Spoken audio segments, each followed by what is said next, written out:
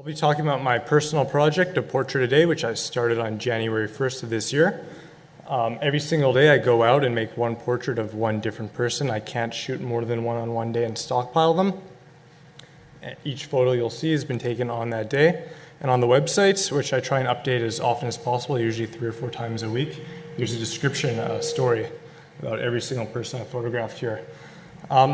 I've been a professional photographer for 9 years now, and I haven't done a personal project in any of that time because I didn't have time, but really I didn't make time. And I found doing this project, it takes a lot of time. I probably average about 3 hours a day, and by the end of the year, it's going to be probably way over 1,000 hours devoted to this project. And every photo you see here is part of that project. Every day, one portrait. And I'm in the final stretch right now, December 31st. It is all over. The reason behind starting this Portrait a Day project was I had a passion for portraits. I had won awards for portraits, so I wasn't getting the phone calls that I wanted to be shooting portraits, so my portfolio wasn't being updated as regularly as I would have liked. So I decided to do something about that and went out and made a portrait every single day. And I feel I've pretty much erased my current portfolio 10 times over, going out every day, trying to push myself to do a better job than the day before. And as you see here, some of the examples. The first week was a really good week. Even the first day was a really good week. Really good day. I had planned to do a portrait of a colleague at the Free Press, and I couldn't get a hold of them until late in the day. And by that time, there's no way I was going to be able to drive across town, make a portrait of them, and still make my plans. So I decided to go for a walk. And as soon as I got out the front door of my apartment, I saw this taxi pulling up to take a passenger to the airport. And I kind of knocked on his window, asked if I could talk to him, kind of made up a spiel, which I now have said hundreds, if not thousands of times. This is day one right here. And he agreed. It was a really short portrait session. I think I only made 9 frames of him. And after this day, I had a lot of confidence going into it, but it got a lot harder as the year went on. Like I said, the first week was a good week. I managed to get the Toronto Blue Jays batter, Jose Bautista, to be a part of it. He's a kind of a big deal, I hear, in baseball. It was recorded by Sportsnet for a documentary about the Blue Jays winter tour. And I shot 37 images of him in 2 minutes and 11 seconds. They promised me 2 minutes. Actually, they didn't promise anything. They said maybe I would get 2 minutes with him. And he gave me 2 minutes and 11 seconds. The picture on the left here was the one that I posted, and the one on the right was just another kind of outtake that didn't make it to the site that I kind of wanted to have someone else see other than me.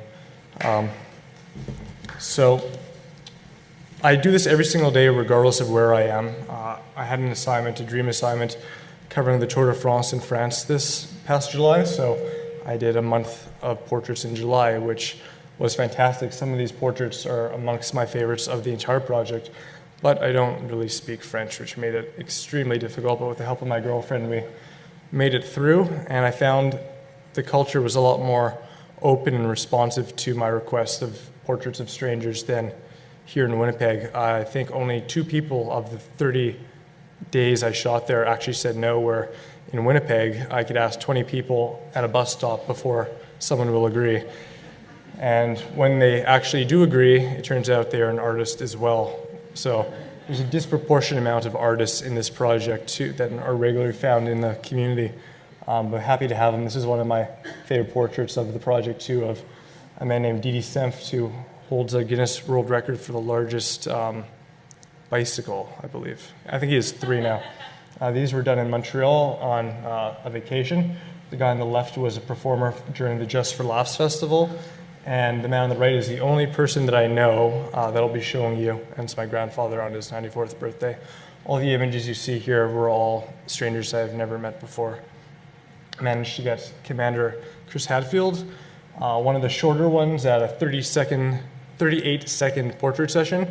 And during that 38 seconds, somehow I managed to have a conversation with him, which I'm not entirely sure how that happened, but he's an incredible guy that was just nice to meet. As I said, a lot of the people that I find on the street and actually agree to be photographed by me are artists, and here's a couple of the portraits.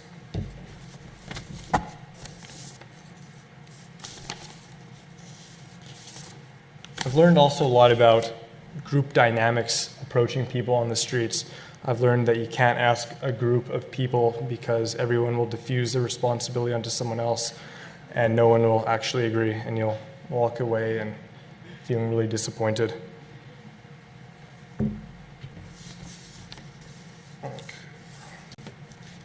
The other thing I've been surprised about is the openness of people to do exactly what I want because I have a big camera.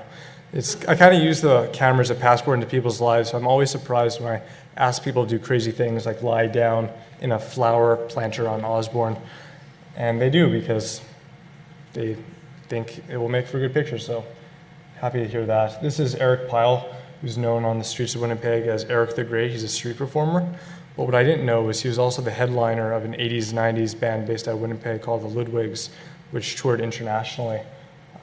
Never kind of would have known it. I think he goes from place to place. I don't know if he has a home, but a great guy. And I think a lot of people have seen him around the city.